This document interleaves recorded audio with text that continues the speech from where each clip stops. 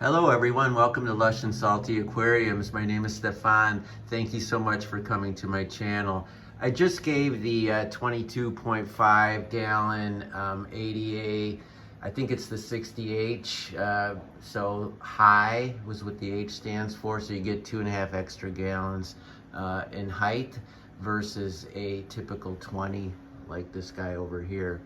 That being said, I just gave this tank a pretty significant trim 24 hours ago, last night, and I wanted to talk about something that I've come to experience, learn, and get a handle on in aquascaping, in highly planted tanks, in high-tech aquariums. I mean, this will be a fun piece of insight, or at least it was for me, if you are an aquarist who's interested in those things, you know, keeping lots and lots of plants, but not just a jungle, which is awesome. Love me some jungle.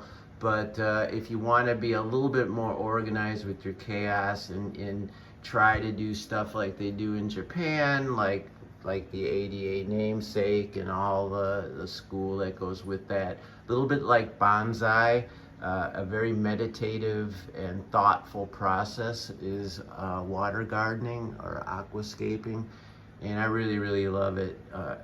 One of the things that's cool about it that you don't really think about too much in the beginning, but start to think about a lot as you move forward, at least I did, is this idea of texture, choosing plants, obviously that will grow well in your system, but there's always some element of chance to that, and there's always a better level of certainty. So working within the vocabulary of plants that you have in your repertoire, given some things can't and won't do well in your system because of lighting or height or other factors, you know, what can you do other than just choose plants that are a gimme, a layup plant, and still get some consistency. And texture is a neat criteria to start thinking about. So the Rotala indica, it looks just like pearlweed in many ways. It's this fast growing bush-like, sort of like a juniper bush outside along the sidewalk, which is kind of not a great metaphor because I don't like juniper brushes outside along the sidewalk, but nevertheless in an aquarium you appreciate a little bit of organization. This plant has, by all rights, could easily have a ton of algae stuck in the center there, but it seems pretty free and clear, and when I was doing the trimming I found that to be so. But that texture is very distinct from this texture, these crypts here, and I imagine there's probably, well, no, it looks like all cryptocorn. I don't think I have any sword plants in here, but there is a nubius right behind it, that rounder leaf there, excuse the shaking, and then these are common crypt, I think Wendeti, the green, I'm guessing. It's been a year since I planted them. But that texture is so different from that texture. The contrast is very complementary, and in some respects the flowing leaves push you back into that neat bush.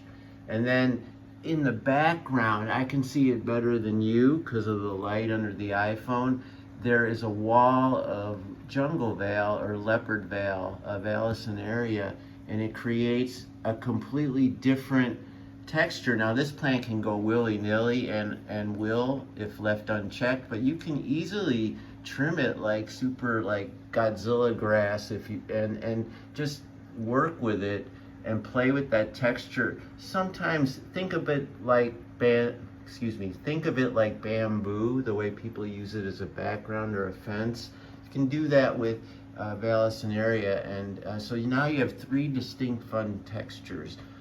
4 if you want to differentiate the Anubias, and I reckon you can. It's a totally different leaf, it's thicker, it's shinier. So 4 textures occupying kind of a diagonal taking you down, and then up is the Vallisneria here, as well as a Cryptobalaceae in my opinion, the most elegant cryptocorn plant there is.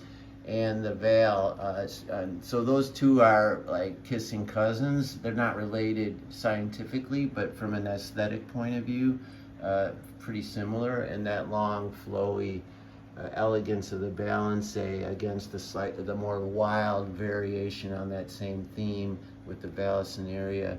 And then, you know, kind of a half-assed but natural-looking carpet in the front is sort of a complete contrast. It's sort of like the underpants in this wardrobe, but it's a critical part, you know. And if you think about that metaphor too much, it'll hurt. But anyway, textures. Oh, of course, the pogo stem and octopus. Now, this plant, you know, depending on what time you look at it or how long since its last trim, it can have a very spiky, awesome quasi see-through to the back, or it can get really thick and dense, like you sort of see it here. Now, as long as it doesn't have algae in there and it's not like a dead center, the center isn't kind of dead and stagnant, I'm okay with the density. And look at those different textures. I mean, it's just such a fantastic way to appreciate aquatic plants and to get a better appreciation for this hobby. Oh my gosh, I mean, it doubles your pleasure from getting into this because you want some fishes, and then up into aquascaping and researching and all the fun that goes with it, all the fun that we have here on YouTube. So a little rumination on textures and aquascaping. Thank you so much, everybody. Keep your hands in the tank. Ciao for now.